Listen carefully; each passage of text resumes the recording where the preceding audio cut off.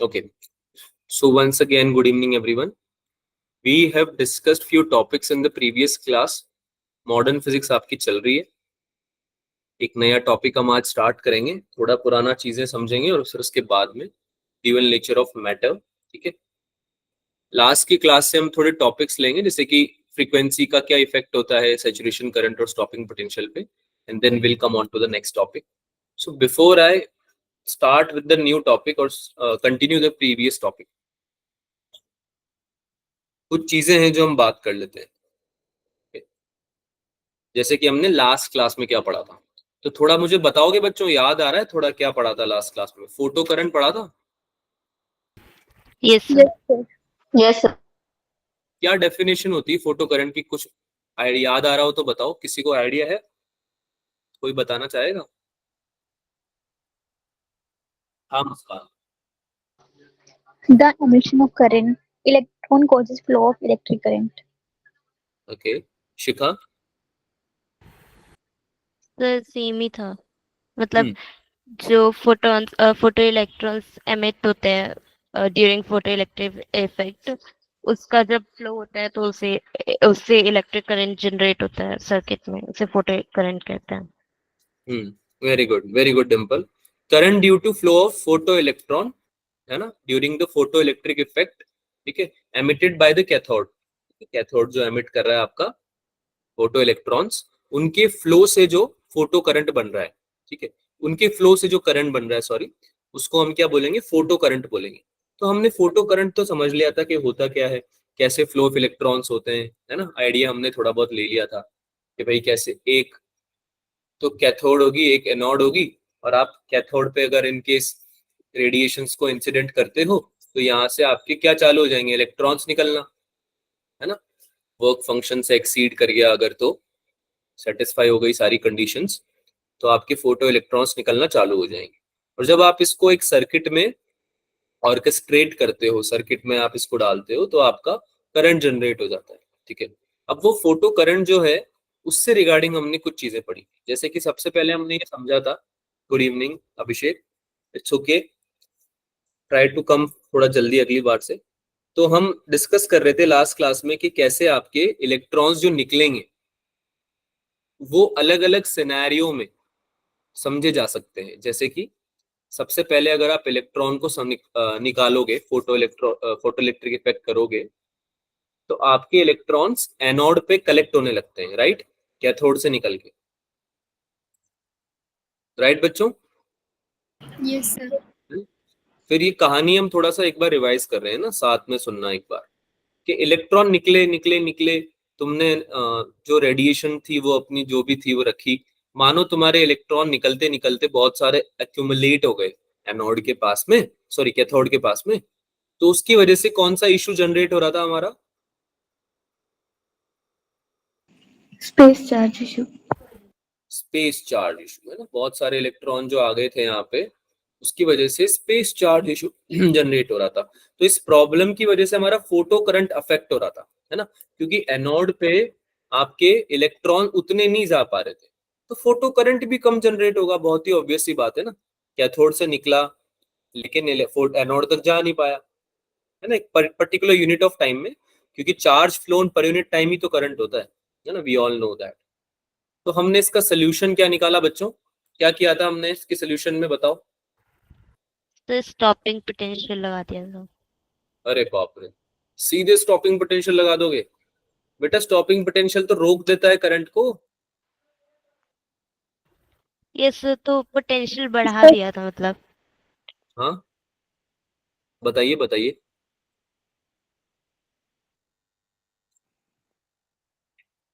अरे इलेक्ट्रॉन फंस गया है एक जगह पे, उसको हमें लेके जाना है एनोड पे, तो क्या कर सकते हैं ऐसा जिससे कि चला जाए एनोड पे, वो जल्दी एक्सेलरेट कर जाए? Potential increase. हाँ, उस पर चार्ज बढ़ा देते हैं हम बेसिकली. पोटेंशियल डिफरेंस को इंक्रीज कर सकते हैं, चार्ज बढ़ा सकते हैं. हमने एनोड पे जैसे ही चार्ज बढ़ाया, जैसे ही चार्ज बढ़ाया, तो इलेक्ट्रॉन और ज्यादा एक्सेलरेट होने लगे, क्योंकि एनोड का पर्पस ही ये था. एनोड कर क्या रहा था? इलेक्ट्रॉन को एक्सेलरेट कर रहा था. और जैसे ही इलेक्ट्रॉन कैथोड से एनोड पे जाएंगे, पूरे सर्किट पे वो क्या करेंगे? मूव करेंगे, है ना, फ्लो करेंगे, और उसकी वजह से फोटो करंट जनरेट होगा।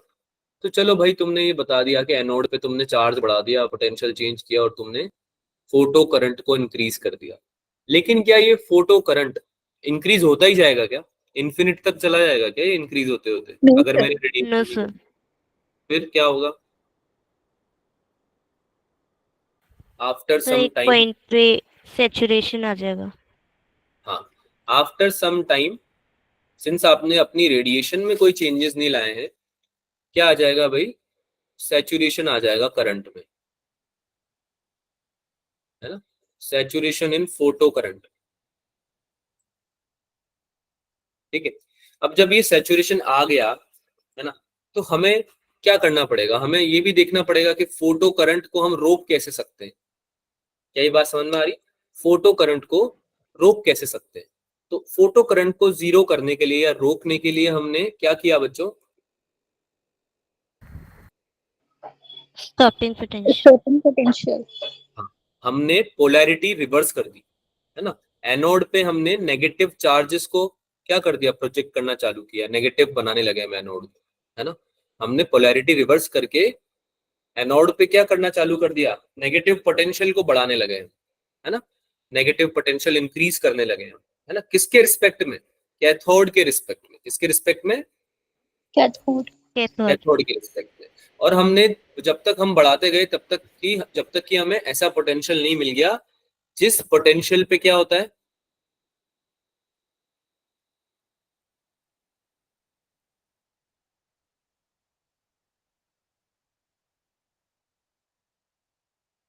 एनोड पे हमने we started increasing negative potential,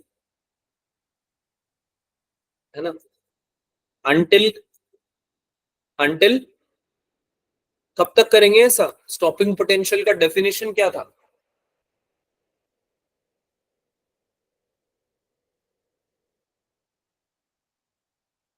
अरे डेफिनेशन भूल गए? Negative sir, potential. Negative potential applied to the anode. बस, कितना भी हो भले, सारा स्टॉपिंग पोटेंशियल है। Flow of photo electron. Flow photo electron क्या बढ़ जाए? No sir, photo current zero हो जाए। हम्म, इसको हमने कैसे समझा था? स्टॉप फोटो इलेक्ट्रॉन, हाँ ठीक है। लेकिन इसको हमने कैसे समझा था कि भाई फोटो इलेक्ट्रॉन तो नेगेटिव पोटेंशियल जैसे ही लगाने लगोगे, फोटो इलेक्ट्रॉन तो धीरे धीरे रुकने लगेंगे, अपोज होने लगेंगे ना भाई। फोटो इलेक्ट्रॉन अगर जा रहा है आगे, उसको नेगेटिव चार्ज दिख गया, नेगेटिव पोटेंशियल दिख गया, खुद वो इलेक्ट्रॉन है, तो जो इलेक्ट्रोस्टैटिक फोर्स लग रहा है उसकी डायरेक्शन तुमने बदल दी, अब वो तुम्हारे अपोजिट में लग रहा है, यानी कि तुम आगे जाना चाहते हो, तुम्हें पीछे धक्का दे रहा है वो। तो इलेक्ट्रॉन जो है, फोटो इलेक्ट्रॉन, वो जाएगा तो सही आगे, है ना, जाएगा तो सही, और फोटो करंट भी बनाएगा क्योंकि उसके पास काइनेटिक एनर्जी है। लेकिन अगर तुमने पोटेंशियल इतना बढ़ा दिया कि जो सबसे मैक्सिमम काइनेटिक एनर्जी वाला इलेक्ट्रॉन था, याद करो बोला था ना, Usain bolt of electron. Stopping potential को कैसे याद रखना है? उसेन बोल्ट ऑफ इलेक्ट्रॉन से। उसेन बोल्ट कौन है? जो फास्टेस्ट मैन अलाइव, है ना, ऐसे बोला जाता है ना, सबसे तेज उन्होंने भागा है अभी तक ओलंपिक्स में, है ना, ही रेन द फास्टेस्ट। तो इलेक्ट्रॉन जिसकी काइनेटिक एनर्जी सबसे ज्यादा होगी, वो भी तो एक तरह से सबसे तेज ही भाग रहा है, राइट। तो अगर आपको इस तरफ को समझना है तो आप कैसे समझोगे कि भाई जो मैक्सिमम काइनेटिक एनर्जी वाला इलेक्ट्रॉन था, जब तुमने उसको भी रोक दिया, तुमने एनोड पे इतना पोटेंशियल कर दिया कि तुम fastest electron, kinetic energy maximum जिसकी है, उसको भी तुम रोक दे रहे हो, तो वो पोटेंशियल को क्या बोलोगे फिर आप? स्टॉपिंग क्या बोलोगे? Potential. Stopping potential. Stopping potential. ठीक है, ये हमने पढ़ लिया था। स्टॉपिंग पोटेंशियल क्या होता है, इसका हमने ग्राफ भी बना के देखा था क्या बच्चों? कि एक पॉइंट जहाँ पे यस। Yes potential sir. है ना, वहां से अगर आप देखो फोटो करंट को, और इसमें आप रख दो क्या चीज? पोटेंशियल एनोड का विद रिस्पेक्ट टू, कैथोड, अरे सही बात है। Yes, sir. Yes. तो आपका ग्राफ कैसा बन रहा था, कुछ ऐसा बन रहा था क्या, है ना, जिसमें कि ये क्या था, सैचुरेशन करंट, है ना। एक टाइम के बाद आपका करंट जो है सैचुरेट हो जाएगा, बढ़ेगा ही नहीं फिर, है ना। जो करंट है वो बढ़ेगा ही नहीं एक टाइम के बाद में, फोटो करंट, ठीक है। तो ऐसा कुछ ग्राफ हमने स्टडी किया था, फिर हमने डिराइव किया इसका फॉर्मूला। क्या फॉर्मूला था भाई इसका, स्टॉपिंग पोटेंशियल का, काइनेटिक एनर्जी मैक्सिमम अपॉन ई। Yes, sir. यही था ना बच्चों। Yes, sir. Yes, sir. ठीक है, तो इलेक्ट्रॉन वोल्ट में है तो आप ये फॉर्मूला यूज कर लोगे, अदरवाइज अगर आपकी जूल वगैरह में है तो आप डायरेक्ट ही लिख सकते हो, फिर तो आपको ई भी लगाने की जरूरत नहीं डिनोमिनेटर में ना, वो क्वेश्चंस में हम समझ लेंगे, क्वेश्चन जब आएंगे तो। ठीक है, इसका हमने ग्राफ बनाना भी सीख लिया था, इसकी इक्वेशन जो आइंस्टीन इक्वेशन थी, आइंस्टीन फोटोइलेक्ट्रिक इक्वेशन, उसके थ्रू हमने स्टॉपिंग पोटेंशियल की इक्वेशन भी तो डिराइव कर ली थी, एच सी अपॉन ई लैम्डा माइनस फाइव अपॉन ई, याद आ रहा Yes, sir. है ना। और ग्राफ वगैरह भी बना लिया था आपने इसका। फिर एक पॉइंट हमने सीखा था जिसमें कि हमने आपको क्या बताया था कि अगर आप इंटेंसिटी ऑफ लाइट इंक्रीज कर देते हो, क्या इंक्रीज करोगे, इंटेंसिटी ऑफ लाइट। इंटेंसिटी अगर आप इंक्रीज करोगे तो इससे क्या फर्क पड़ेगा, नंबर ऑफ फोटॉन्स कम हो जाते हैं ना, Sir, Yes, increase. sir. Increase हो जाते हैं। वेरी गुड, ठीक है, नंबर ऑफ फोटॉन्स क्या हो जाएंगे, इंक्रीज हो जाएंगे, बढ़ जाएंगे, लेकिन एनर्जी पे फर्क नहीं पड़ेगा। नहीं पड़े. नहीं पड़ेगा सर। फोटॉन्स की एनर्जी पे फर्क नहीं पड़ेगा इंटेंसिटी अगर बढ़ाओगे तो। अच्छा, photo number of photons increase हो रहे हैं तो इससे फोटो करंट जरूर इंक्रीज हो सकता है, right. Number of photo Yes. Current, photons increase हो रहे हैं तो आपका फोटो करंट जरूर इंक्रीज हो सकता है। तो हमने देखा था कि कैसे आपकी ग्राफ के थ्रू हमने समझा था कि स्टॉपिंग पोटेंशियल पे तो फोटो करंट जीरो हो ही जाएगा, लेकिन इससे जब आगे बढ़ोगे लाइफ में, ठीक है, तो आपका ऐसा कुछ ग्राफ बनेगा। और अगर आपने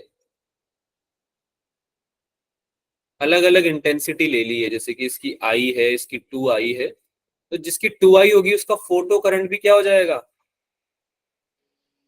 ज्यादा. ज्यादा होगा। अरे जिसकी इंटेंसिटी ज्यादा हो रही है उसकी फोटो करंट भी ज्यादा होगा, Yes, sir. है ना। लेकिन स्टॉपिंग पोटेंशियल दोनों का सेम रहेगा, स्टॉपिंग पोटेंशियल दोनों का सेम रहेगा, क्योंकि स्टॉपिंग पोटेंशियल इंटेंसिटी पे डिपेंड नहीं होता. नहीं होता। नहीं होता. किस पे होता है, किस किस पे डिपेंड करता है स्टॉपिंग पोटेंशियल, ये भी बताया था लास्ट क्लास में मैंने। अरे फॉर्मूला से देख लो बेटा, एक तो लैम्डा पे डिपेंड कर रहा है, Yes, sir. एक फाइव पे डिपेंड भी कर रहा था कि मेटल का जो वर्क फंक्शन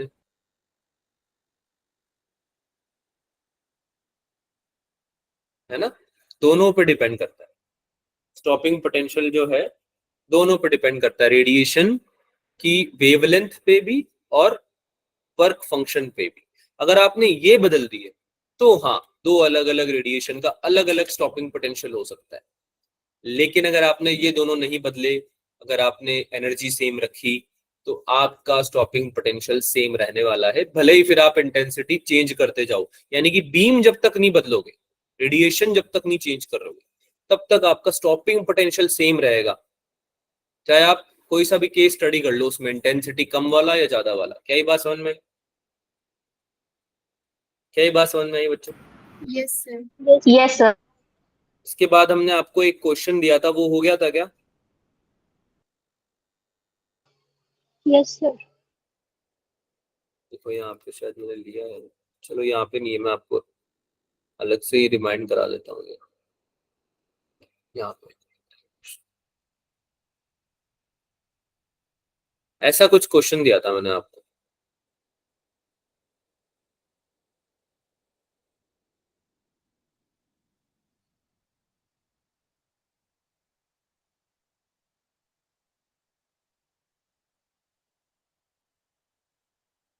ऐसा कुछ क्वेश्चन दिया था क्या? Yes sir.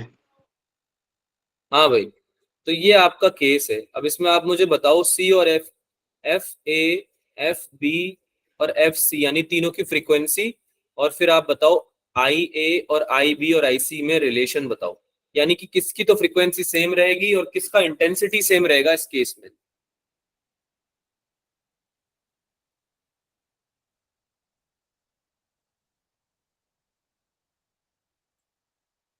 हाँ जी मुस्कान। सर इसमें ए और बी की फ्रीक्वेंसी सेम रहेगी और बी और सी की इंटेंसिटी। क्यों? सर क्योंकि इसमें स्टॉपिंग पोटेंशियल डिफरेंस है, तो वो वेवलेंथ पे डिपेंड करता है, वेवलेंथ का इनवर्स फंक्शन होता है मतलब फ्रीक्वेंसी के साथ, तो इस वजह से। और इंटेंसिटी इसलिए सेम होगा क्योंकि उनका सैचुरेशन पॉइंट सेम है। वेरी गुड, बहुत ही बढ़िया, खूब भालो। तो हम क्या पढ़ रहे थे? हाँ, हम बोल रहे हैं आपको कि ए और बी की फ्रीक्वेंसी सेम रहने वाली है। क्यों होगा ऐसा? क्योंकि दोनों का स्टॉपिंग पोटेंशियल सेम है, इसका भी -v2 है, इसका भी -v2 है। और स्टॉपिंग पोटेंशियल डिपेंड किस पे कर रहा था भाई? लैम्डा पे, लैम्डा और वर्क फंक्शन पे। और लैम्डा पे कर रहा है तो यानी फ्रीक्वेंसी पे भी करेगा, है ना? क्योंकि उसके लैम्डा क्या है? अपोजिट टू फ्रीक्वेंसी तो है, inverse, inverse of frequency, right? तो यस। आपका इनवर्सली डिपेंड करती है ना। तो भाई फ्रीक्वेंसी जो होगी वो ए और बी की सेम होगी, क्योंकि दोनों का स्टॉपिंग पोटेंशियल सेम है ना। यानी कि दोनों के केस में एक ही पोटेंशियल पे आपका फोटो इलेक्ट्रॉन रुक जाता है या फोटो करंट फ्लो होना बंद हो जाता है। इंटेंसिटी की अगर बात करें, हमने क्या बोला था कि अगर इंटेंसिटी बढ़ती है तो नंबर ऑफ फोटोन्स बढ़ते हैं, नंबर ऑफ फोटोन्स बढ़ेंगे तो नंबर ऑफ फोटो इलेक्ट्रॉन भी बढ़ सकते हैं, और इस केस में आपका फोटो करंट जो है वो बढ़ सकता है। यानी अगर दो अलग अलग इंटेंसिटी है दो चीजों की, है ना, दो अलग अलग इंटेंसिटी है तो दोनों का अलग अलग आएगा। लेकिन अगर दोनों का सैचुरेशन करंट सेम है ना, फोटो करंट सेम है, तो यानी कि इंटेंसिटीज भी सिमिलर होनी चाहिए ना, दोनों की सेम होनी चाहिए ना। Yes sir. तो बी और सी का ध्यान से देखो, सैचुरेशन करंट सेम आ रहा है क्या? Yes sir. Yes, sir. है ना? तो यानी बी और सी का स्टॉपिंग पोटेंशियल भले ही अलग अलग हो, पर दोनों का इंटेंसिटी जरूर सिमिलर रहा होगा, सेम रहा होगा। क्या यहाँ तक सबको क्लियर है बच्चों? Yes, sir. Yes sir. आगे बढ़ा जाए, अब लाइफ में आगे बढ़ा जाए। Yes, sir. ओके, कुछ क्वेश्चंस मैं दे रहा हूं, इसको सॉल्व करके जल्दी से आंसर बता दो मुझे, क्योंकि अगर हम क्वेश्चन सॉल्व नहीं करेंगे ना तो फिर थ्योरी थ्योरी हो जाएगी बहुत सारी, फिर दिक्कत हो जाएगी लाइफ में। तो light of wavelength 5000 angstrom falls on a sensitive plate with photo electric work function दिया हुआ है, वेवलेंथ की वैल्यू दी हुई है, तुमसे सिंपली काइनेटिक एनर्जी पूछ रहा है ये फोटो इलेक्ट्रॉन की, बता दो।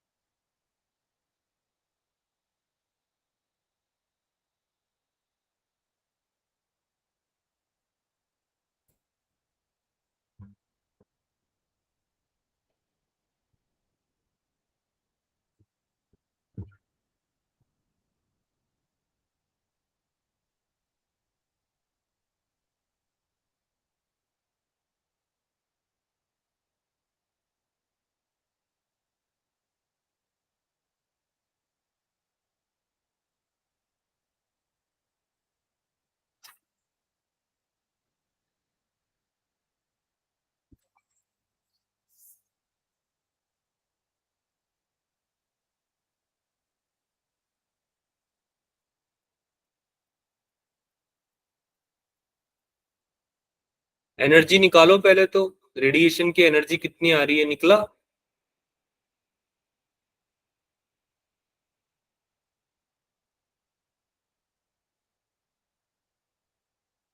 हाँ मुस्कान।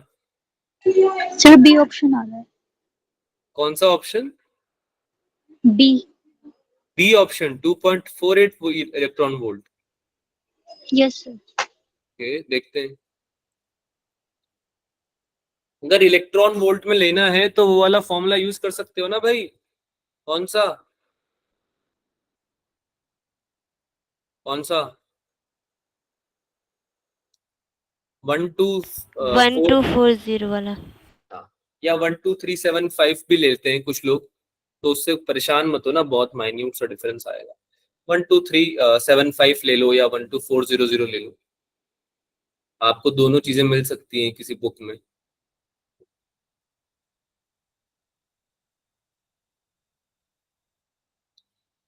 करिए करिए, सॉल्व करिए।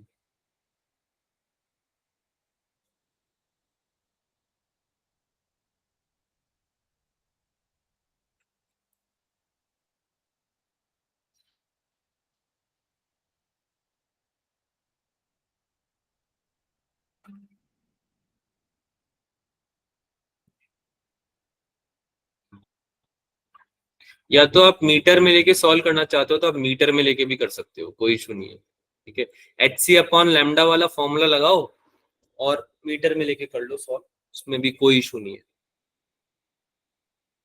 ठीक है, वर्क फंक्शन फिर आप ले लोगे -1.9 ही, और फिर आप लैम्डा को जो लोगे वो फिर आप ध्यान रखना कि आप उसको किस में ले रहे हो, मीटर में।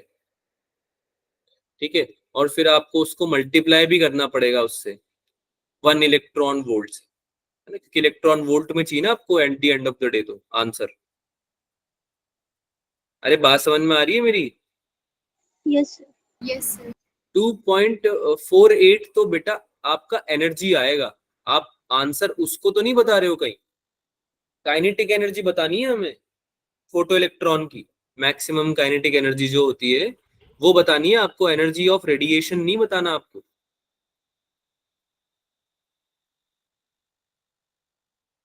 चलो इसको समझते हैं, डायरेक्ट फॉर्मूला ही लगा के करते हैं। काइनेटिक एनर्जी मैक्सिमम का फॉर्मूला बता दो मुझे एक बार, क्या होता है? Total energy minus work function. ये होता है, हाँ बच्चों, यस यस सर। इसको मैं HC/λ -5 भी लिख सकता हूँ, यस है ना, सर। फाइ नॉट या फाइ जो भी लिखना चाहो आप। ठीक है, तो मैं डायरेक्ट फॉर्मूला यहाँ भी लगा सकता हूँ, कोई दिक्कत नहीं है। ये क्या हो जाएगा, 6.626 into 10⁻34 multiply by 3 into 10⁸ metre पर सेकेंड। ठीक है, अब मुझे नीचे भी लैम्डा को उसमें लेना पड़ेगा, पहले तो मुझे मीटर में कन्वर्ट करना पड़ेगा। कैसे करूंगा भाई, 5000 को 10⁻10 से मल्टीप्लाई करना पड़ेगा, राइट? Yes sir. है ना, उसके बाद मुझे इलेक्ट्रॉन वोल्ट में कन्वर्ट करना पड़ेगा, तो 1.6 इंटू 10⁻19 से मल्टीप्लाई करना पड़ेगा। ये समझ में आया? Yes sir. मीटर Yes, में sir. कन्वर्ट करके काम नहीं Yes. चलेगा ना बेटा। मीटर में कन्वर्ट अगर आप कर रहे हो तो आपका आंसर जो आएगा वो इलेक्ट्रॉन वोल्ट में नहीं आएगा, और आपको आंसर इलेक्ट्रॉन वोल्ट में चाहिए। ऑप्शन में भी देख लो चाहे तो, कंफ्यूज अगर हो रहे हो तो, है ना, इलेक्ट्रॉन वोल्ट में आंसर चाहिए हमें, राइट?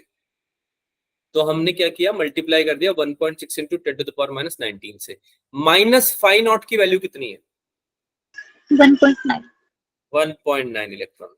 तो इस पूरे को सॉल्व करोगे तो ये आपका आएगा approximately 2.48 electron volt minus 1.9 electron volt, and that's your answer, 0.58 electron volt. okay. तो आप ऐसे भी सॉल्व कर सकते हो, चाहे तो आप E को 12400 वाला भी फॉर्मूला आप लगा सकते हो, है ना, अपॉन लैम्डा वाला फॉर्मूला भी आप लगा सकते हो, कोई इशू नहीं है, जो भी आपको यूज करना है, जो भी आपको कन्वीनियंट लग रहा है। 1240, सॉरी। ठीक है, तो आपको बेसिकली यूनिट्स का जब तक ध्यान है तब तक कोई दिक्कत नहीं है। जैसे ही अगर आपने यूनिट में गड़बड़ कर दी तो दिक्कत है। तो अगर कंफ्यूजन हो रहा है ना किसी को, तो बिल्कुल मीटर्स में चले जाएगा। अगर किसी को कंफ्यूजन हो रहा है, फिर से रिपीट कर रहा हूँ, तो H की वैल्यू जो आपको पता है वो रखो, C की वैल्यू आपको पता है ये मीटर में क्या होती है ना। तो आप बेसिकली, एक जीरो ज्यादा हो गया यहाँ पे, आप बेसिकली क्या कर सकते हो, सब चीजें मीटर में भी रख सकते हो, कोई दिक्कत नहीं है। लेकिन मैं आपको सजेस्ट करूंगा कि आप हमेशा ऐसा ना करें, जब नैनोमीटर में दे रखा है लैम्डा तो आप यही फॉर्मूला यूज करें, है ना? Am I clear? Yes, sir. Yes, sir. कोई डाउट है क्या इस क्वेश्चन में? No, sir. No, sir. नहीं? अगला क्वेश्चन कीजिए, सॉल्व द नेक्स्ट वन।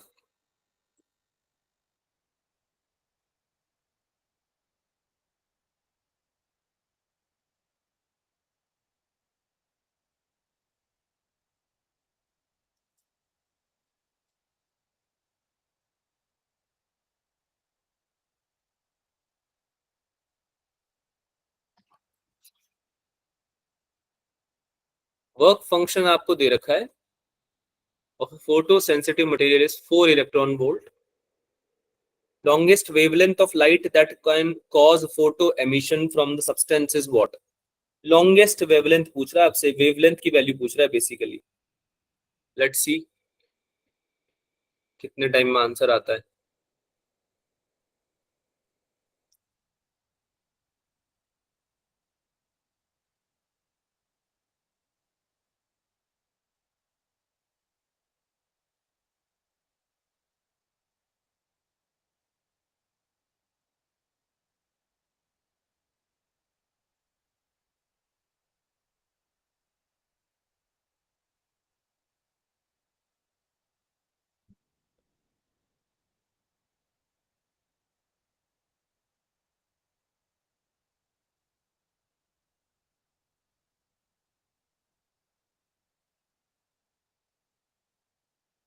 जब भी आप एच सी की वैल्यू डालोगे ना, एच की value 6.6 into 10 to the power minus 34, C की value 3 into 10 to the power 8, तो आप 1.6 into 10 to the power minus 19 से मल्टीप्लाई करना मत भूलना, इलेक्ट्रॉन वोल्ट में कन्वर्ट करना, इलेक्ट्रॉन वोल्ट को कन्वर्ट करना, सॉरी, मत भूलना।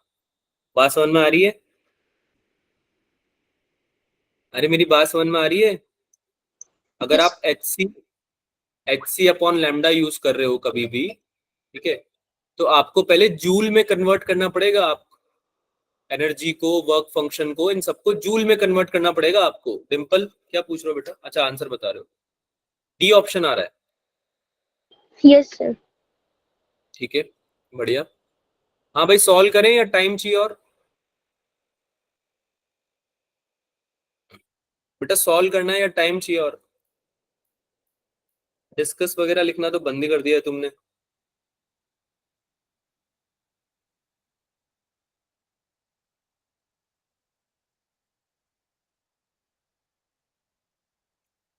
डी आ रहा है सना का भी, बढ़िया।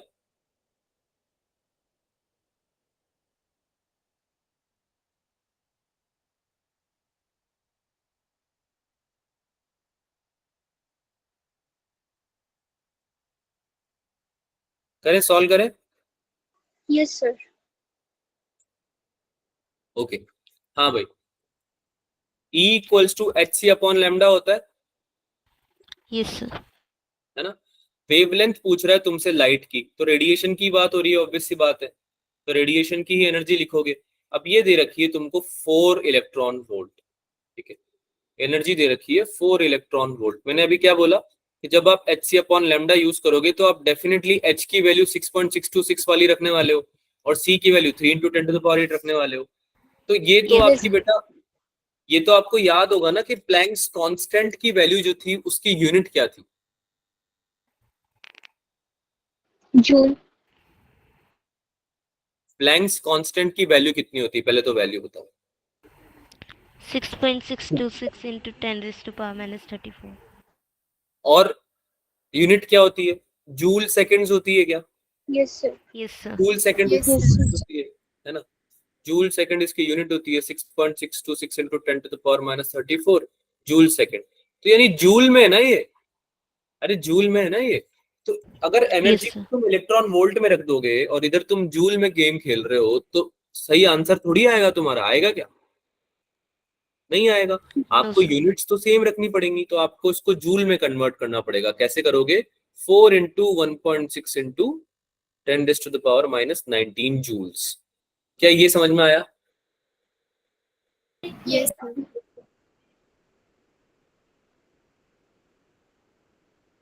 ठीक है, equals to 6.626 into 10 to the power minus 34 multiply by 3 into 10 to the power 8 divided by lambda. अब ये लैम्डा ही तो निकालना है तुमको, अरे लैम्डा ही तो निकालना है तुमको। तो ये multiply by 3 into 10 to the power 8 divided bye 4 into 1.6 into 10 to the power minus 19। अब ये -34 ऊपर था, नीचे -19 था, ऊपर 8 था, तो ये 34 और 8 कितना हो जाएगा, -28 तो ऊपर बचा, 4 और -26 तो ऊपर बचा, नीचे -19 था तो ये ऊपर चला गया, तो ये क्या बच गया तुम्हारा 3.10 approximately into 10 to the power -7 के अराउंड बचा ये, right. 3.10 something into 10 to the power -7। अब ये यूनिट क्या है इसकी यूनिट क्या है बच्चों, यूनिट क्या आएगी इसकी? Sir metre. यूनिट आएगी मीटर। कैसे निकाला? ये पूरा क्वांटिटी जूल में था, इधर जूल था, right. Yes sir. Planck's constant का क्या होता है unit, joule second, yes sir. Multiply by metre पर सेकंड स्पीड ऑफ लाइट हो गई, डिवाइडेड बाय लैम्डा हो गया। तो लैम्डा ऊपर लेके जाऊंगा तो इधर बचा जूल सेकंड, है ना, मल्टीप्लाई बाय मीटर, नीचे आ गया आपका सेकंड, और जूल तो नीचे आया ही है, तो ये जूल से जूल कटा, सेकंड से सेकंड कटा, तो क्या बचा बेटा, मीटर। मीटर। तो आंसर किसमें आया, मीटर में। ऑप्शन किसमें, नैनोमीटर में। क्या कर देंगे, मल्टीप्लाई करते हैं इसको पहले, तो 310 into 10 to the power -9 metre, जो कि कितना होता है 310 नैनोमीटर, 310 नैनोमीटर। क्या ये समझ में आया सबको? Yes sir. Yes sir. पक्की बात? Yes sir. श्योर? आगे चलें? Yes sir. Yes sir. बहुत ही बढ़िया, समझ में अगर आ गया है लाइफ में तो एक और क्वेश्चन दें क्या आपको? चलो एक क्वेश्चन, ये होमवर्क ले लो, थोड़ा बहुत हमें थ्योरी भी पढ़नी है अभी, तो इसको आप घर से करके लाना, लेकिन लाना जरूर। नीट का क्वेश्चन है और स्टॉपिंग पोटेंशियल पे क्वेश्चन है, तो मेक श्योर करना कि आप इस क्वेश्चन को करके लाओ। बात समझ में आ रही है? Yes sir. ठीक है, चलो आगे चलते हैं। अब हम बात करते हैं कि सैचुरेशन करंट पे फ्रीक्वेंसी क्या क्या असर होगा। अभी तक तो हम सैचुरेशन करंट पे इंटेंसिटी का असर देख रहे थे, याद आ रहा है, इंटेंसिटी का असर देख रहे थे सैचुरेशन करंट, है ना, कि इंटेंसिटी पे डिपेंड कर रहा है सैचुरेशन करंट। इंटेंसिटी बढ़ा रहे हो, फोटो करंट बढ़ रहा है, सैचुरेशन करंट थोड़ा ज्यादा, थोड़ी बाद में आएगा, है ना, थोड़ी बड़ी वैल्यू के साथ आ जाएगा। फ्रीक्वेंसी का क्या असर है, ये हम देखना चाह रहे हैं। तो हमने देखा कि फ्रीक्वेंसी, जब हमने रेड लाइट की यूज करी बच्चों, रेड लाइट की फ्रीक्वेंसी यूज करी, लाइट रेज आई होंगी इस पे, इंसिडेंट करी होंगी, यहाँ से फोटो इलेक्ट्रॉन जैसे आप देख सकते हो निकले हैं, एनोड पे जाएंगे, फोटो करंट बनाएंगे। कितना फोटो करंट दिख रहा है यहाँ पे हमें, कितना बन रहा है, 30 माइक्रो एम्पियर। कितना बन रहा है बच्चों photo current? 30 30 micro. Micro ampere. इस वाले एग्जांपल में 30 माइक्रो एम्पियर बन रहा है, हमको सैचुरेशन करंट निकालना है इसकी। So it is found that with red light saturation current is 30 micro ampere. ये एक केस हो गया, ये केस 1 हो गया ये, ठीक है। अगला केस लेते हैं, केस 2, जिसमें हम ब्लू लाइट ले रहे हैं। अब रेड लाइट से तो ज्यादा ही होने वाली है फ्रीक्वेंसी ब्लू लाइट की, अरे रेड लाइट से तो ज्यादा ही होगी ना, यस सर। ठीक है। तो इस केस में हमने सेम ब्लू लाइट इंसिडेंट करी, वही फोटो इलेक्ट्रिक इफेक्ट होने दिया, एंड देन इलेक्ट्रॉन्स बाहर निकले तो एनोड पे गए, एनोड पे गए तो क्या हुआ, फोटो करंट फ्लो हुआ। लेकिन इस बार भी कितना फोटो करंट आ रहा था, 30 माइक्रो माइक्रो। एम्पेयर। 30 माइक्रो, यानी कि कोई चेंज ही नहीं आया करंट में। तो हमने इस चीज को डिड्यूस किया कि it is proved that with the change in frequency there is no change in saturation current. The saturation current does not change independent of क्या चीज, फ्रीक्वेंसी। फ्रीक्वेंसी, ठीक है। और ये चीज तो होनी ही थी, अरे ये तो पढ़ा था ना हमने वैसे भी थोड़ी देर पहले, यस सर। है ना। सैचुरेशन करंट तो इंटेंसिटी से चेंज हो रहा था, फ्रीक्वेंसी से थोड़ी ना चेंज हो रहा था। फ्रीक्वेंसी से तो कौन चेंज हो रहा था, स्टॉपिंग पोटेंशियल। कौन चेंज हो रहा था, स्टॉपिंग स्टॉपिंग पोटेंशियल। ठीक है। तो इसके लिए भी एक एक्सपेरिमेंट करते हैं। हमने रेड लाइट यूज करा, कम फ्रीक्वेंसी वाली, है ना, स्टॉपिंग पोटेंशियल कैलकुलेट करने का ट्राई किया। कैसे करते हैं stopping potential calculate, polarity reverse कर देते हैं क्या, एनोड को नेगेटिव बना देते हैं क्या। Yes sir. Yes sir. Photo current flow कराने के लिए हमने एनोड को पॉजिटिव बनाया था, फोटो करंट फ्लो होता गया, सैचुरेशन करंट तक चला गया, फिर हमने पोलैरिटी रिवर्स कर दी। जैसे रिवर्स करी, फोटो करंट कम होता गया, कम होता गया। देखो ग्राफ याद आ रहा है, तो यार ये बताता हूं। ये ग्राफ जो था वो याद आ रहा है, उल्टा चलो देखो, सैचुरेशन करंट ऐसे जा रहा था, ऐसे जा रहा था सैचुरेशन करंट, है ना। यस और सर। तो करंट कम होता गया जैसे ही मैं नेगेटिव करता गया पोटेंशियल को, और एक पॉइंट आएगा जिस पॉइंट पे फोटो करंट जीरो हो जाएगा, और इस पॉइंट को क्या बोलेंगे भाई, स्टॉपिंग पोटेंशियल, यस सर। है ना। तो यानी कि फोटो करंट कम करने के लिए मैंने पोलैरिटी रिवर्स कर दी और नेगेटिव पोटेंशियल बढ़ाते गया एनोड पे, और जैसे ही बढ़ाता गया एक पॉइंट आया जिस पॉइंट पे आके मेरा फोटो करंट जीरो हो गया, और उसी पॉइंट को मैंने बोल दिया स्टॉपिंग पोटेंशियल। तो स्टॉपिंग पोटेंशियल के केस में मैं स्टडी कर रहा हूँ कि क्या रेड लाइट जब मैंने इंसिडेंट करी लेस फ्रीक्वेंसी की कंपैरिजन में बाकी कलर से, तो मेरा 0 एम्पियर 0 माइक्रो एम्पियर आया 40 वोल्ट पे। कितने स्टॉपिंग पोटेंशियल पे आया, 40 वोल्ट पे। 40 वोल्ट मेरा स्टॉपिंग पोटेंशियल निकला भाई रेड लाइट के केस में। क्या ये बात समझ में आई, यस सर। Yes sir. आगे गया मैं, ब्लू लाइट ले ली मैंने। ब्लू लाइट के केस में सेम वही हुआ, है ना। फोटो करंट बढ़ता गया बढ़ता गया बढ़ता गया, सैचुरेशन करंट आ गया, फिर मैंने डिसाइड किया पोलैरिटी रिवर्स करने का। पोलैरिटी रिवर्स करते ही मैंने अपने नेगेटिव पोटेंशियल को बढ़ाता गया बढ़ाता गया बढ़ाता गया। 60 वोल्ट का पोटेंशियल मैंने यूज किया, तब जाके मेरा फोटो करंट कितना हो गया बेटा, जीरो हो गया। जीरो। स्टॉपिंग पोटेंशियल कितना आया ब्लू लाइट के केस में, 60 वोल्ट। 60 वोल्ट। ठीक है। क्या समझ में आया मुझे इससे? क्या समझ में आया मुझे इससे? फ्रीक्वेंसी अगर मैं बढ़ाऊंगा तो स्टॉपिंग पोटेंशियल मेरा इंक्रीज बढ़ होगा। जाएगा। फ्रीक्वेंसी बढ़ाऊंगा तो स्टॉपिंग पोटेंशियल मेरा इंक्रीज हो जाएगा, क्योंकि अगर मैं फ्रीक्वेंसी बढ़ा रहा हूं तो मैं वेवलेंथ को कम कर रहा हूं क्या। Yes yes sir. सर। और फॉर्मूले से याद करो, इनवर्सली प्रोपोर्शनल था क्या लैम्डा के stopping potential. Yes sir. Yes तो सर। अगर मैं वेवलेंथ कम करूंगा तो मेरा स्टॉपिंग पोटेंशियल बढ़ना चाहिए टेक्निकली, यस सर। यस। और यही हो रहा है, यही हो रहा है। फ्रीक्वेंसी मैंने कब बढ़ाई, लैम्डा कम किया, तो मैंने ब्लू लाइट के केस में देखा कि 60 वोल्ट बढ़ गया स्टॉपिंग पोटेंशियल। समझ में आया ये, ठीक है। Yes sir. Stopping potential is more negative for higher frequencies of incident radiation, ये पहली चीज समझी हमने। The energy of the emitted electrons depends on the frequency of incident radiation. Energy किस पर डिपेंड करती है तो पता ही है हमें, फ्रीक्वेंसी पर डिपेंड करती है, फ्रीक्वेंसी और यस सर। वेवलेंथ।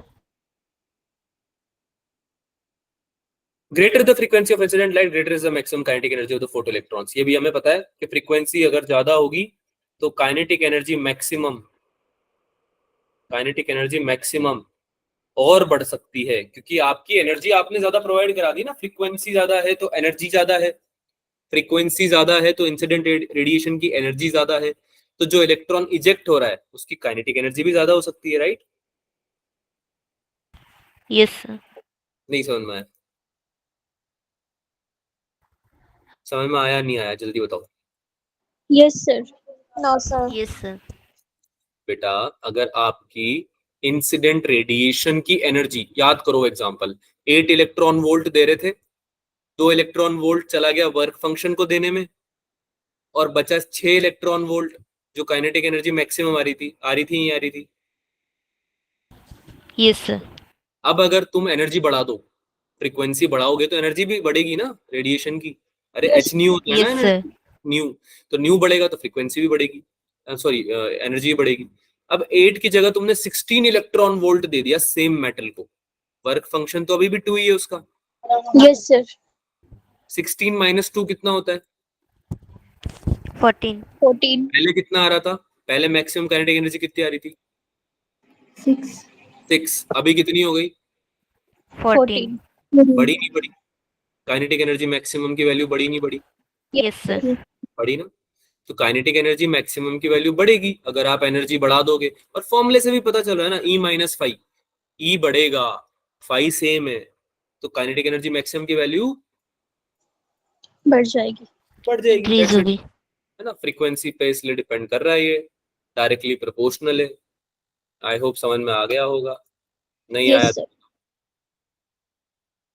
आगे चले। Yes sir. Yes sir. यहाँ पे मैंने ग्राफ बना रखा है स्टॉपिंग पोटेंशियल और फ्रीक्वेंसी ऑफ इंसिडेंट रेडिएशन का। सिंस अभी अभी मैंने आपको बताया डिपेंड करता है, अगर आपकी फ्रीक्वेंसी ज्यादा है तो स्टॉपिंग पोटेंशियल भी ज्यादा आ रहा है ना। B nu greater than nu naught, यानी फ्रीक्वेंसी ऑफ न्यू ज्यादा है न्यू नॉट से, तो वी न्यू नॉट डैश से, सॉरी, तो आपका जो न्यू नॉट है और जो न्यू नॉट डैश है उसमें भी आपको डिफरेंस दिख रहा है क्लियरली। तो जो वी नॉट है वो वेरी करता है linearly with frequency, linearly very करता है, और करेगा भी सही, क्योंकि वी नॉट के फॉर्मूले में लैम्डा के साथ लीनियर वेरिएशन था ना उसका, याद आ रहा है? स्ट्रेट लाइन बनाई थी हमने, स्टॉपिंग Yes, sir. पोटेंशियल का ग्राफ बनाया था तब, है ना। तो फ्रीक्वेंसी के केस में डायरेक्टली करेगा, वो डिपेंड करेगा। अरे फॉर्मूला भूल गए क्या तुम लोग? क्या फॉर्मूला था उसका स्टॉपिंग पोटेंशियल का? स्टॉपिंग पोटेंशियल का फॉर्मूला याद आ रहा है या नहीं आ रहा है? पहले तो ये बताओ,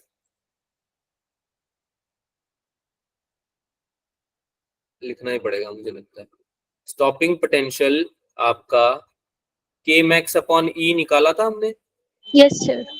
है ना। उसके बाद इसको के मैक्स की जगह ई माइनस फाइव लिख दिया था, और फिर उसके बाद आपको H F upon E minus five upon ई, ऐसा कुछ एक्सप्रेशन लिखा था। Yes, sir. Yes sir. तो मैंने क्या बोला था कि भाई फ्रीक्वेंसी पे डायरेक्टली डिपेंड कर रहा है ये, y equals to M X minus C graph बन रहा है ना, y equals Yes. To, yes sir. तो फ्रीक्वेंसी के डायरेक्टली प्रोपोर्शनल है। यही तो बोला है मैंने यहाँ भी कि लीनियरली वेरी करेगा। लीनियरली मतलब यही होता है y equals to M X, यानी कि x जितना बढ़ेगा उतना ही y बढ़ेगा ना, लीनियरली वेरी कर रहे हैं दोनों। यहाँ पे मेटल ए और बी के लिए हमने इस तरह से ग्राफ प्लॉट कर रखा है फ्रीक्वेंसी की टर्म्स में, फ्रीक्वेंसी के साथ में स्टॉपिंग पोटेंशियल का, ठीक है। For a certain minimum cut off frequency mu naught, cut off frequency, threshold frequency, stopping potential is zero. एक टाइम आएगा जब आपका कट ऑफ फ्रीक्वेंसी अचीव हो रहा है अगर रेडिएशन में, तो स्टॉपिंग पोटेंशियल भी कितना हो जाएगा? अब जीरो हो जाएगा। स्टॉपिंग पोटेंशियल की वैल्यू कितनी हो जाएगी? Zero Zero. हो जाएगी ना। कट ऑफ फ्रीक्वेंसी अचीव हो चुकी है, अब स्टॉपिंग पोटेंशियल की वैल्यू हो जाएगी जीरो, यानी कि आपके सारे फोटो इलेक्ट्रॉन जो आएंगे जाएंगे और आएंगे एनोड में, ठीक है। तो ये ग्राफ भी आपको याद रखना है। जो भी अभी तक पढ़ा है वो समझ में आया बेटा? Yes, sir. फोटो करंट से related yes sir. Yes, sir. पक्का? Yes, sir. नेक्स्ट टॉपिक चालू कर रहे हैं। The next topic is dual nature of matter. अभी तक हम लाइट के बारे में पढ़ रहे थे, अब हम मैटर के बारे में पढ़ रहे हैं, ठीक है। तो इसमें आप कई चीजें समझने वाले हो, कुछ नई चीजें भी आपको पता चलेंगी, और क्वेश्चंस भी काफी ज्यादा आते हैं इस टॉपिक से पर्टिकुलरली, तो इसको ध्यान से समझना। चालू करते हैं इसको, ठीक है। तो जैसे कि हमने लाइट के बारे में बात करी थी बच्चों, याद आ रहा है? लाइट के बारे में बात करी थी कि कैसे कुछ लोग उसको पहले पार्टिकल बताते थे, फिर कुछ लोगों ने वेव बताया, फिर इलेक्ट्रोमैग्नेटिक वेव होती है थोड़ा डिटेल में बताया, है ना। उसी टाइम पे याद करो मैंने तुम्हें स्टार्टिंग के चैप्टर में बताया था ये बात कि पार्टिकल भी दोनों नेचर फॉलो करता है, yes sir. Yes. Yes, sir. Matter भी दोनों नेचर फॉलो करते हैं। पार्टिकल नेचर भी, सॉरी पार्टिकल बोल रहा हूँ मैं, बोल रहा हूँ मैटर भी, पार्टिकल नेचर भी फॉलो करता है, और वेव नेचर। वेव नेचर भी फॉलो करता है। तो जब आइंस्टीन ने इक्वेशन दी ना अपनी फोटो इलेक्ट्रिक इक्वेशन, ठीक है, लाइट को पार्टिकल बता दिया उन्होंने, ड्यूअल नेचर बता दिया, बेसिकली ये दोनों नेचर है। तो एक साइंटिस्ट थे डी ब्रॉय करके, है ना। वैसे तो अपनी थीसिस लिख रहे थे वो, Louis Victor de Broglie thesis लिख रहे थे। थीसिस समझते हो? पीएचडी में थीसिस लिखनी होती है, यस सर। 3-4 साल के तैयारी के बाद आपकी थीसिस सबमिट होती है, और अगर वो रिजेक्ट हो जाए तो आपको फिर से लिखनी पड़ती है, यानी कि दुगनी मेहनत। अब इतने सालों की मेहनत इतनी आसानी से चली जाए तो अच्छा तो लगता नहीं है, लेकिन डी ब्रॉय इतने ज्यादा खतरनाक साइंटिस्ट थे। साइंटिस्ट तो क्या, उस टाइम पे तो फिजिसिस्ट थे बस, है ना। उन्होंने ऐसी थ्योरी प्रपोज करी जो कि पूरे पूरे चांसेस थे कि रिजेक्ट हो जाए, क्योंकि उन्होंने उस टाइम पे जब लोग लाइट को ताजा ताजा मानने लगे थे कि ड्यूअल नेचर रखता है भाई, पार्टिकल की भी रखता है और वेव की भी रखता है, उन्होंने बिना किसी एक्सपेरिमेंट मैथमेटिकल प्रूफ के इतनी बड़ी बात बोली अपनी थीसिस में। क्या बोला होगा, सोचो, गैस करो। डी ब्रॉय जो थे साइंटिस्ट, डी ब्रॉगली भी बोलते हैं कुछ लोग इसको, जो तुम्हें बोलना है बोलो, लेकिन उन्होंने क्या थीसिस दी होगी सोचो। इन्होंने बोला कि भाई नेचर को सिमेट्री पसंद है। नेचर को क्या पसंद है? सिमेट्री। सिमेट्री। तो अगर लाइट पार्टिकल भी है और वेव भी है, तो जो मैटर है उसको भी दोनों होना चाहिए। जो मैटर यस सर। उसको भी दोनों Yes, होना sir. चाहिए, उसको पार्टिकल भी होना चाहिए, उसको वेव भी होना चाहिए। और ये उन्होंने केवल नेचर को देख के बोला, नेचर की सिमेट्री को समझ के बोला। ऑब्वियसली उनके पास काफी सारे एग्जाम्पल्स होंगे समझाने के लिए, या उनके पास प्रूफ भी होंगे, लेकिन मैथमेटिकल प्रूफ तो उनके पास कोई सॉलिड था नहीं उस टाइम, ठीक है। तो उन्होंने बोला कि भाई जो बेसिक एंटिटीज है, मैटर और एनर्जी, वो सिमेट्रिकल करेक्टरिस्टिक है ना, शो करती है। तो भाई आपने लाइट को तो, लाइट सिंस एनर्जी है, लाइट एनर्जी है, तो आपने उसको तो बोल दिया कि वो पार्टिकल भी है और एनर्जी वेव भी है ना। पार्टिकल की तरह भी बिहेव करती है और वेव की तरह भी बिहेव करती है। तो मैटर भी तो उसके साथ का ही है, भाई बंधु ही है उसका, तो उसको भी करना चाहिए भाई सेम बिहेवियर शो। और अपनी थीसिस में लिख दिया उन्होंने, थीसिस में जाके सबमिट कर दिया, ठीक है। अब उस टाइम पे आइंस्टीन जैसे बड़े बड़े साइंटिस्ट जो कि ये सब बातें नहीं कर रहे थे, है ना, तो जैसे ही पता चला लोगों को कि भाई डी ब्रॉय ऐसी बड़े खतरनाक क्लेम कर रहे हैं, है ना, तो रिजेक्ट तो करने की कगार पे आ गई थी उनकी थीसिस, लेकिन जैसे तैसे रिजेक्ट तो नहीं हुई। उनको सजेस्ट किया गया आगे बड़े साइंटिस्ट के पास कि भाई हाँ आप लोग बताओ भाई क्या बोल रहे हैं ये। तो आइंस्टीन के पास भी ले जाया गया। आइंस्टीन जो सर थे, उन्होंने बोला, उस टाइम पे तो सर ही थे, सबसे बड़े साइंटिस्ट वही रहे, तो उन्होंने बोला बात में दम तो है डी ब्रॉय के, सिमेट्री पसंद तो करती है नेचर, है ना, लेकिन बहुत ही एब्सर्ड बात है, क्योंकि आप तो ये बोलना चाह रहे हो डी ब्रॉय कि आप और मैं, हम दोनों वेव भी हैं और पार्टिकल भी हैं। क्या ये बात समझ में आ रही सबको? Yes yes sir. है ना। तो इतनी बड़ी बात बिना किसी प्रूफ के कोई मानने को ही तैयार नहीं था, है ना, लेकिन बात बहुत खतरनाक, बहुत ही बड़ी बात। तो उनकी बात को कंसिडर करते करा गया, समझा गया, शायद उनकी थीसिस भी अप्रूव कर दी गई, लेकिन जो भी था प्रूव नहीं हो पाया ये, है ना। बाद में डी ब्रॉय को मिले भाई पुरस्कार वगैरह मिले, बड़े बड़े खतरनाक वाले पुरस्कार, नोबेल वगैरह शायद, लेकिन प्रूव नहीं करा उन्होंने। प्रूव उनका डेविसन एंड जर्मर ने किया। डेविसन जर्मर दो साइंटिस्ट, जिनका एक्सपेरिमेंट का नाम है डेविसन जर्मर एक्सपेरिमेंट, जो हम अगली क्लास में पढ़ने वाले हैं, उसमें उन लोगों ने प्रूव कर दिया कि इलेक्ट्रॉन जो है, जो कि एक पार्टिकल है, वो वेव नेचर भी शो कर रहा है। उससे सब लोगों को ये कंफर्म हो गया कि डी ब्रॉय जो इतनी बड़ी बात बोल के गए थे अपने थीसिस में, अपने पूरी करियर उन्होंने दाव पे लगा दिया था, वो सही बोल के गए थे कि भाई पार्टिकल और वेव दोनों नेचर परसू करता है, मैटर भी, यानी तुम पार्टिकल बिहेवियर भी शो करते हो और वेव बिहेवियर भी शो करते हो तुम लोग, है ना। लेकिन फिर भी ऑब्वियसली आपकी कोई वेवलेंथ जो है वो इतनी सिग्निफिकेंट नहीं है, नहीं आप ऐसे वेव की तरह चलते हो है ना। उसका रीजन है क्योंकि डायमेंशंस में बहुत ज्यादा डिफरेंस है, वो भी हम एक एग्जांपल के थ्रू समझेंगे भी। लेकिन समझ में आया डी ब्रॉय ने क्या बोला था? ये तो समझ में आ गया, yes sir. Yes, yes sir. Sir ठीक है। चलो भाई, क्या बोला डी ब्रॉय ने कि every particle, every moving particle, rather moving particle, not just particles, moving particles, moving particle होने चाहिए। बैठे बैठे वेव नहीं बन जाएगा आदमी, है ना, बैठा है अपने चुपचाप कुर्सी पे और वेव बन गया, ऐसे नहीं होगा ना, मूविंग होना चाहिए पहली बात तो, ठीक है। तो every moving particle has a wave nature associated with it. उन्होंने बोला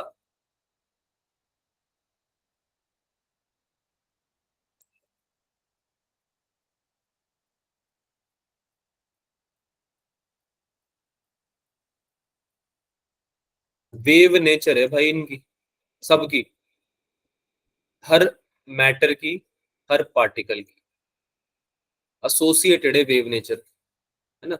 मूविंग होना चाहिए तो खैर इतना तो हम मान लेते हैं कि भाई इतना तो चलो ठीक है, आपकी बात मान लेते हैं।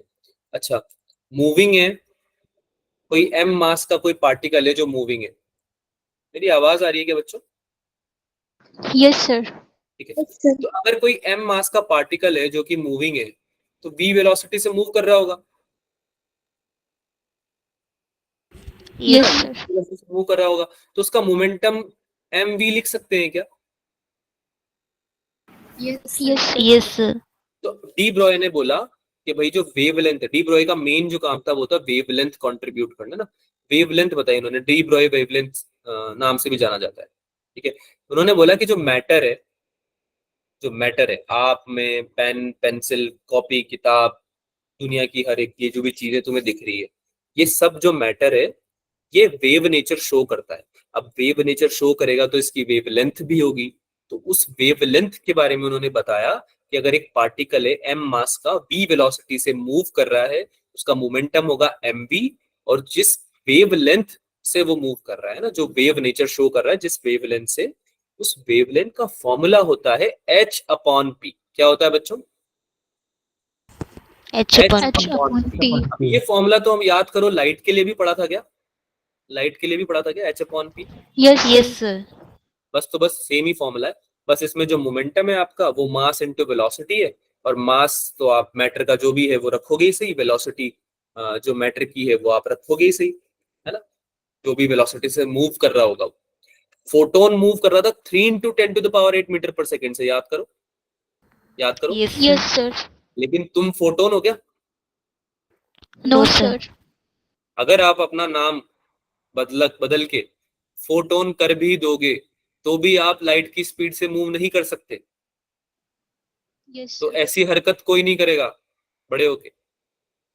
बात समझ में आई?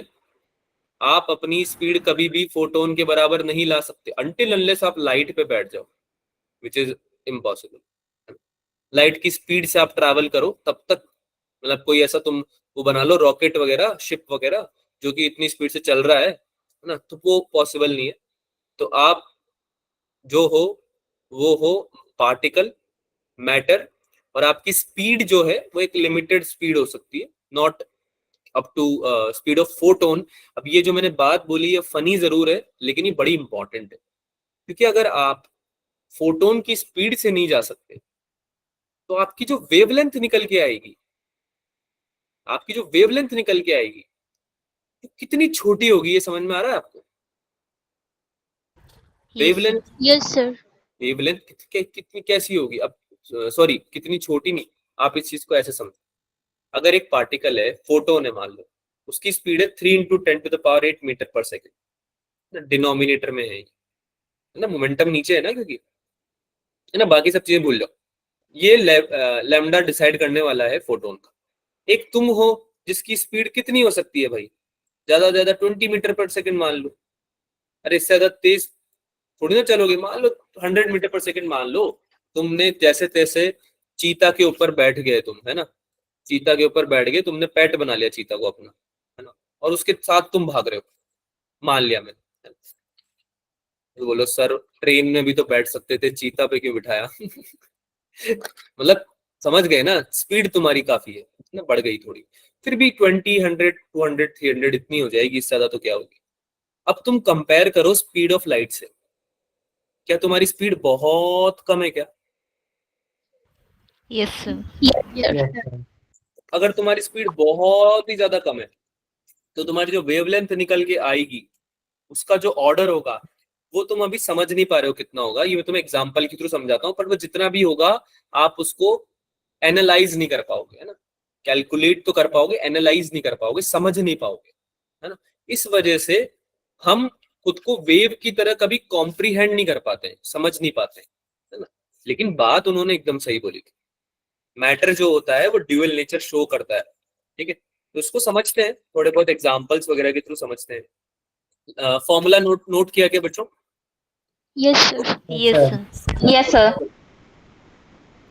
क्योंकि इसमें ना सबसे इम्पोर्टेंट बात जो है वो है ये एच, जो प्लैंक्स कांस्टेंट है आपका, ठीक है, वो बहुत बड़ा रोल प्ले करने वाला है। अभी देखो, मोमेंटम तो बताइए सबको, मास Yes, sir. केजी Yes, वगैरह sir. में दे लेते हो तुम, है ना, तो इसको देखो ऐसे समझो, नोट कर लिया। Yes, sir. Yes sir.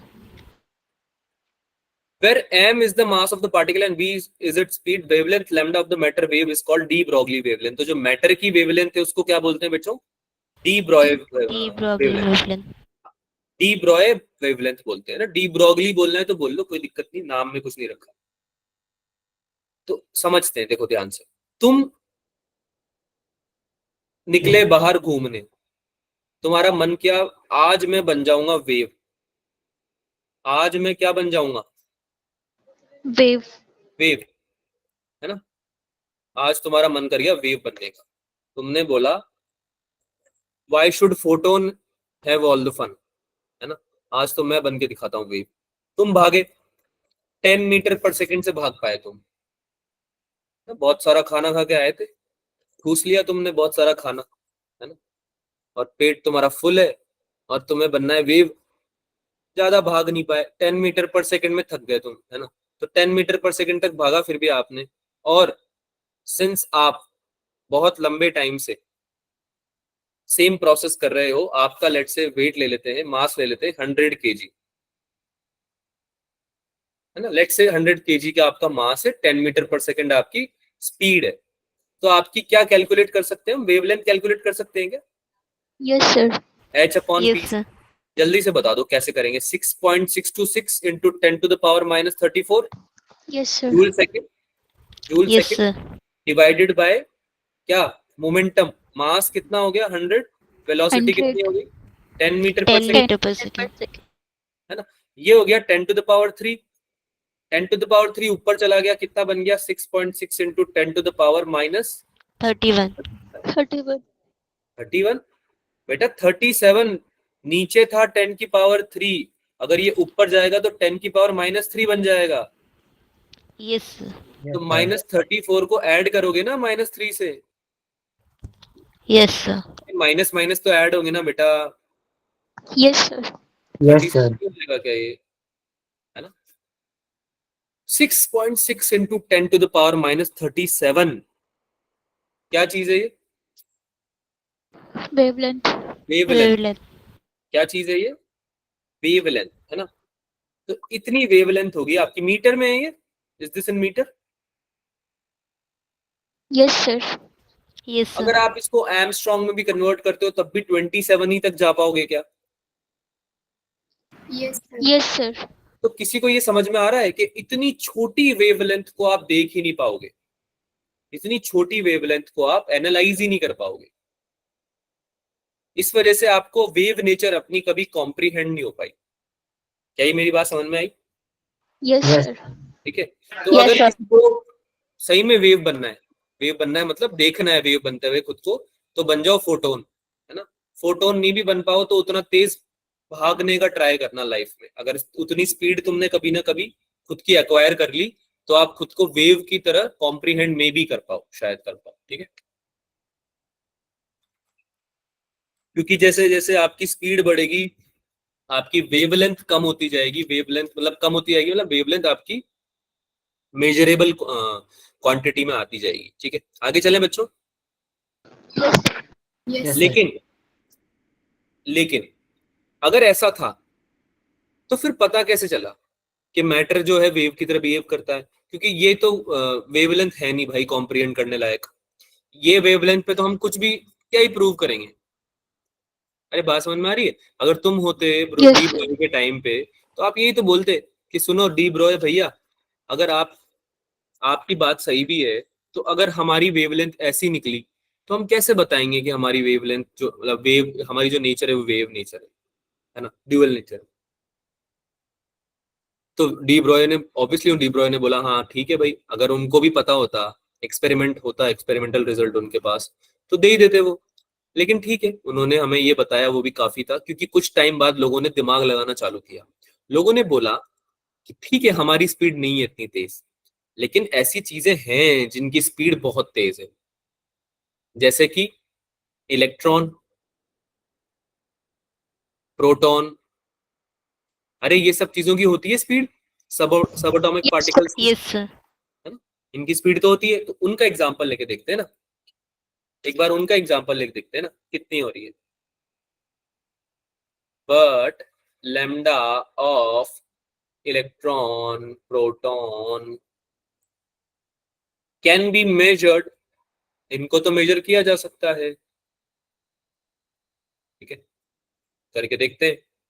Mass of electron कितना होता है? 9.1 into into 10 to the power minus 31. 31। बहुत ही बढ़िया। लेट्स से किसकी स्पीड है बच्चों, कुछ 10 की पावर 6 मीटर पर सेकेंड। अरे बहुत तेज होता है इलेक्ट्रॉन, तुम्हें क्या लग रहा है?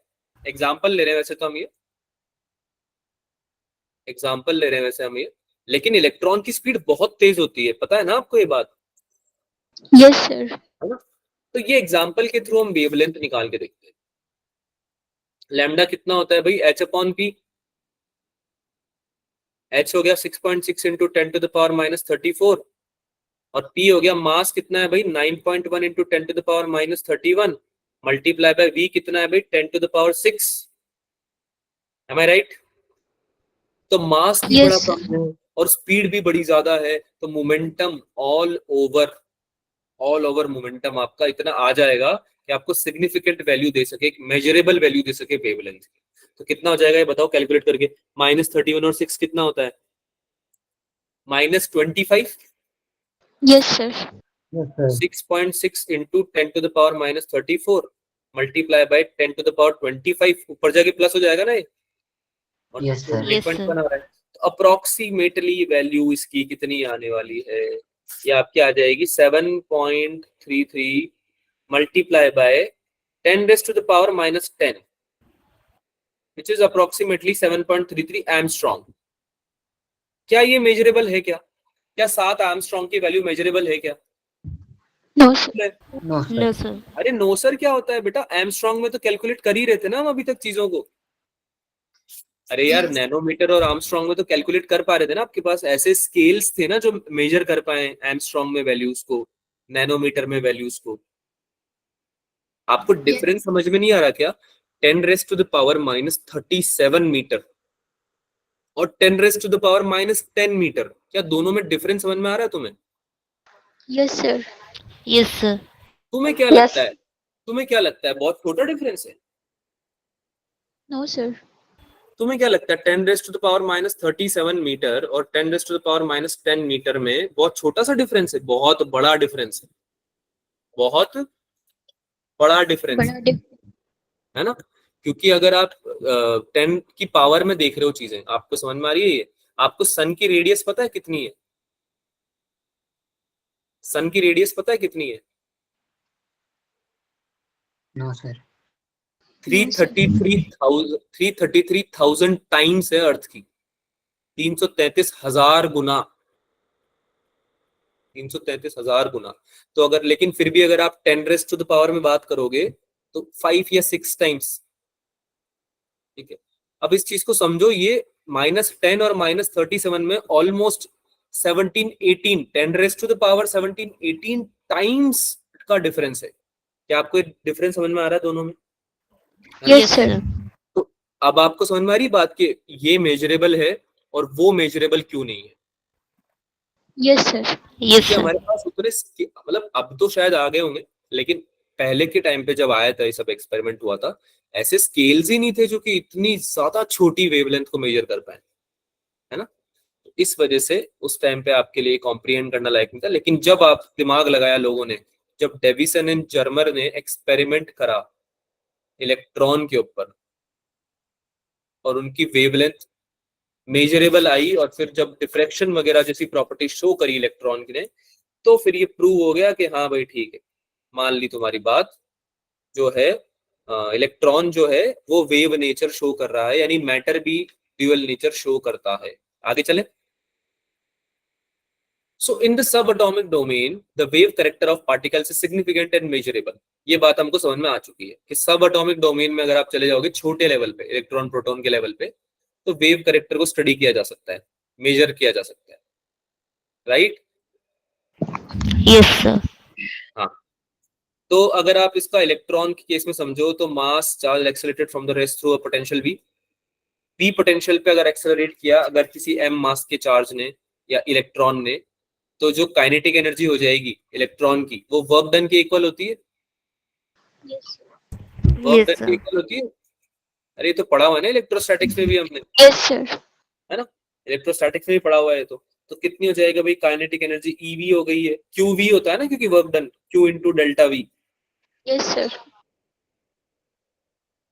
है ना। तो काइनेटिक एनर्जी हो गई ईवी। ऑल्सो हमको पता है कि kinetic energy half M V square होती है क्या पार्टिकल के लिए, यस सर। है ना। और सिंस यहाँ पे इलेक्ट्रॉन को पार्टिकल ही तो मानते हैं हम, पार्टिकल ही तो मानते हैं, एम मास का पार्टिकल, है ना। तो हाफ एम वी स्क्वायर हो गया उसका kinetic energy. M V square को, हाफ एम वी स्क्वायर को पी स्क्वायर अपॉन 2m भी लिख सकते हैं, और Yes, p sir. को अंडर रूट 2m के भी लिख सकते हैं। ये तो 11th क्लास में पढ़ लिया था ना तुमने कि p को अंडर रूट 2m के ही लिखते हैं, yes sir. 2m kinetic energy, है Yes, ना। sir. और k की जगह तुमने क्या रख दिया अभी इलेक्ट्रॉन के केस में, ev रख दिया। तो ये फॉर्मूला बन गया तुम्हारा काइनेटिक एनर्जी का इलेक्ट्रॉन के लिए 2m ev या 2m qv, 2m ev या 2m qv। इसको नोट कर लो, बहुत ही इंपॉर्टेंट फॉर्मूला है, कर तो दिया नोट सर। कर लो, ये बहुत ही इंपॉर्टेंट फॉर्मूला है। और यहाँ से तुम्हारा डी ब्रॉय वेवलेंथ भी आ जाएगा, ठीक है, डी ब्रॉय वेवलेंथ भी आ जाएगा, क्योंकि डी ब्रॉय वेवलेंथ क्या होता है, एच अपॉन पी। तो तुमने एच अपॉन पी की जगह क्या रख दिया, 2m ev। अरे अभी अभी निकाला ना momentum, yes sir. 2m ev, 2m ev momentum है, sorry not kinetic energy, momentum है, ठीक है। तो h अपॉन 2m ev लिख दिया तुमने। अच्छा इसकी जगह है ना qv भी लिख सकते हो, जरूरी नहीं है इलेक्ट्रॉन के लिए निकालो, 2m किसी दूसरे चार्ज पार्टिकल के लिए भी निकाल सकते हो आप, ठीक है। चलो भाई, तो किसके टर्म में देखें हम, एक्सेलरेटिंग पोटेंशियल के टर्म्स में अगर देखें तो आपका लैम्डा आ जाएगा h अपॉन पी, ठीक है। इसको हम ऐसे देख रहे हैं बच्चों के, लेट्स से कि आपने क्या किया, एक चार्ज पार्टिकल लिया कोई q चार्ज पार्टिकल, और उसको कुछ v वेलोसिटी दे दी, है ना, और पोटेंशियल मेंटेन कर दिया उस चार्ज पार्टिकल को जिसमें आपने रखा है। एक तरफ आपने जीरो पोटेंशियल रख दिया, एक तरफ आपने v पोटेंशियल रख दिया, यानी पोटेंशियल डिफरेंस कितना हुआ, कैपिटल V हो गया क्या पोटेंशियल डिफरेंस, यस सर। है ना। और इसको आपने इधर एक्सेलरेट करा दिया, एक्सेलरेट अपने आप हो जाएगा, वो पोटेंशियल डिफरेंस होगा तो चार्ज पार्टिकल एक्सेलरेट तो कर ही जाएगा, है ना। Yes sir. वर्क डन कितना होगा इस चार्ज पार्टिकल पे, q V. Into delta V, यानी q इंटू वी, है ना। यस ये सर। किसके बराबर हो जाएगा, काइनेटिक एनर्जी के बराबर हो जाएगा क्या, qv equals to kinetic energy, yes sir. Yes sir. Kinetic energy के अगर ये बराबर आया तो आपका काइनेटिक एनर्जी का फॉर्मूला क्या आ जाएगा भाई, q इंटू वी, यानी कि अगर आप काइनेटिक एनर्जी को मोमेंटम के टर्म्स में लिखना चाहते हो तो अंडर रूट 2m के होता है, तो ये आ जाएगा आपका under root 2m q into V, ठीक है। ये आप पढ़ चुके हो। अब मोमेंटम आपका आ गया है तो डी ब्रॉगली वेवलेंथ में पुट करना है बस, ये तो h अपॉन पी कितना हो जाएगा, h upon under root 2m q v, ठीक है। ये आपका फॉर्मूला बनता है, यही हमने यहाँ पे बेसिकली इसी तरह से डेराइव हुआ है, ये बताना चाह रहा हूँ मैं, इसमें कुछ और अलग नहीं है डेरिवेशन। अच्छा इसमें जो मेन बात है वो समझते हैं कि 2m ev या 2m qv से ये फॉर्मूला इधर कैसे आया, 1.227 अपॉन रूट वी एक शॉर्ट टर्म फॉर्मूला या शॉर्ट ट्रिक फॉर्मूला है। ये फॉर्मूला आप तब यूज करोगे जब आपका लैम्डा नैनोमीटर में निकालना है, पहली बात तो आपको, है ना। बी आपका दे रखा है वोल्ट में, बात समझ में आ रही है, यस सर। इलेक्ट्रॉन के लिए, ठीक है। कैसे आया ये, इसमें आपने कुछ नहीं किया, इसको निकालने के लिए आपने, मैं यहाँ पे बता देता हूँ आपको कैसे आया ये। आपने H की जगह रखा क्या, 6.626 10⁻⁻34 joule second, right. Mass of electron रख दिया लेट से 9.1 into 10 to the power minus 31 kg, और E की वैल्यू कितनी रखी है? 1.6 into 10 to the power minus 19 है ना। ये सब चीजें रख दी तुमने h अपॉन 2 में। ये तीनों चीजें किस में रख दी तुमने? h अपॉन अंडर रूट 2 में।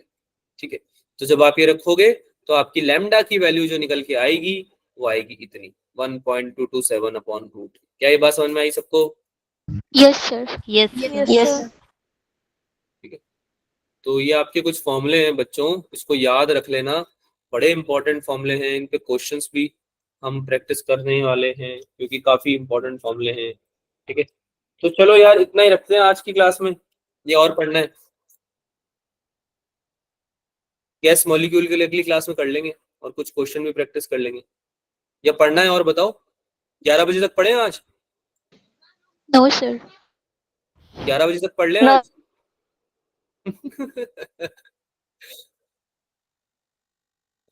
एक दो बच्चे घबरा गए, पानी वानी पीने का मन कर गया उनका। अरे घबराओ मत यार, अब तुम्हें फोटोन बनना है तो स्पीड तो बढ़ानी पड़ेगी ना। फोटोन बनना है तुम्हें, अगर स्पीड बढ़ानी पड़ेगी पढ़ाई की, थोड़ी बहुत पढ़ाई से काम थोड़ी चलेगा। चलो ठीक है यार, मैं नहीं पढ़ा रहा। अगली क्लास में आपको क्या करना है वो मैं आपको बता देता हूँ, बाकी आपको आज अनुमति मिलती है जाने की। अगली क्लास में आपको क्या करना है बच्चों? अगली क्लास में एक तो तुम क्वेश्चन करके आना मॉड्यूल से सारे। कौन से? Up to de Broglie wavelength, up to de Broglie wavelength तक आपको क्वेश्चन करके आना है।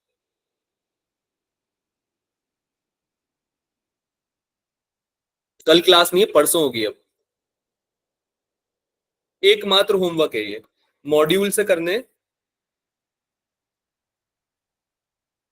प्लस पीवाईक्यूज करने। मैं शेयर कर दूंगा पीवाईक्यूज आपके साथ में, उसमें से देख के और क्वेश्चन सॉल्व कर लेना। टॉपिक आपको पता है फोटो इलेक्ट्रिक इफेक्ट और डी ब्रोए वेवलेंथ। जो नहीं आएंगे उनको मार्क कर लेना, वो अगली क्लास के बाद आ जाएंगे। ठीक है, लेकिन अटेम्प्ट जरूर करना। ठीक है, चलो भाई मिलते हैं परसों, day after tomorrow. Bye bye everyone. Bye sir. Bye sir. Good night sir. Bye bye, good night. Bye, sir. Good night, sir. Thank you, sir. Bye sir. Good night sir. Bye bye बच्चा।